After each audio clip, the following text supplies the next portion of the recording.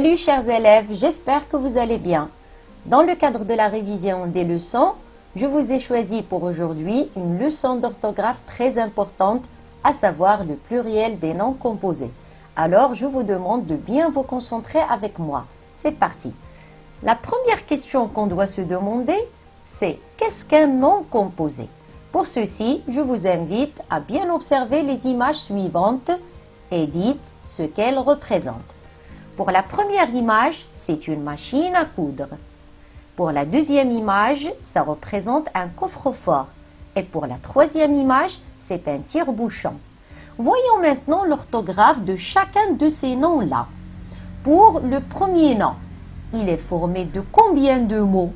Très bien, il est formé de 4 mots. Une machine à coudre. Ces mots-là sont reliés entre eux avec quoi?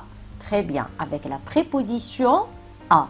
Pour le deuxième nom, il est formé de 3 mots. Un, coffre et fort. Les mots sont reliés entre eux grâce à un trait d'union.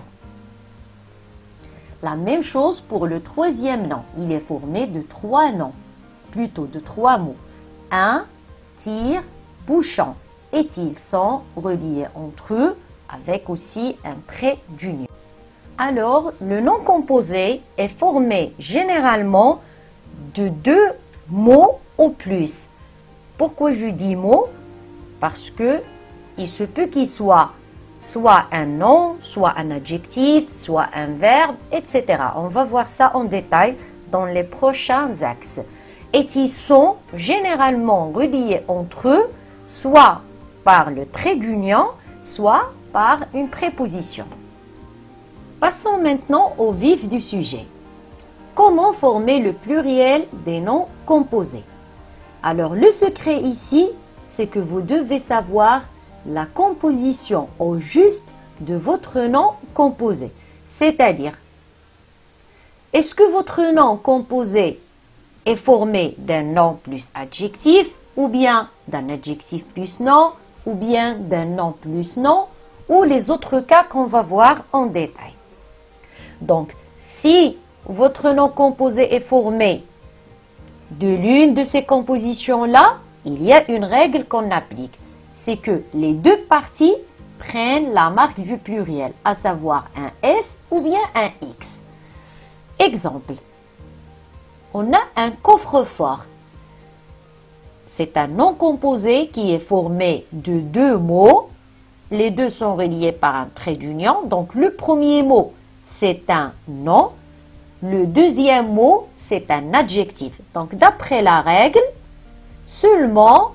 plutôt les deux parties vont prendre un S. Et on va dire des coffres avec S et fort avec S. Déjà, le nom et l'adjectif, ce sont 2 classes grammaticales qui sont variables, c'est-à-dire qui s'accordent en genre et en nombre. Voyons le deuxième cas.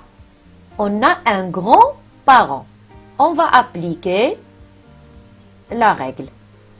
On a grand qui représente un adjectif, parent un nom, donc je vais appliquer la même règle. Les deux parties vont prendre la marque du pluriel. Donc on va dire des grands avec S et parents avec S. Pour le troisième exemple, qui représente le troisième cas, c'est-à-dire un nom composé formé d'un nom plus nom, nous avons un chou-fleur.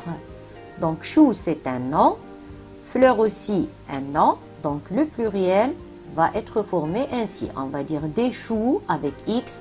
Pourquoi chou avec X? Parce qu'il se termine par O. Et on a déjà vu le pluriel des noms qui se terminent par O.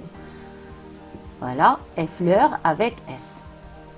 Pour le deuxième cas, c'est-à-dire si vous avez un nom composé formé soit d'un verbe plus nom, soit d'une préposition plus nom. Donc la règle dit que seul le nom qui prend la marque du pluriel, c'est-à-dire soit un S, soit un X. Pourquoi? Parce que le nom, c'est toujours un mot qui est variable. Voyons des exemples. Donc, nous avons un tire-bouchon. Donc, tire, c'est un verbe, ça vient du verbe tirer.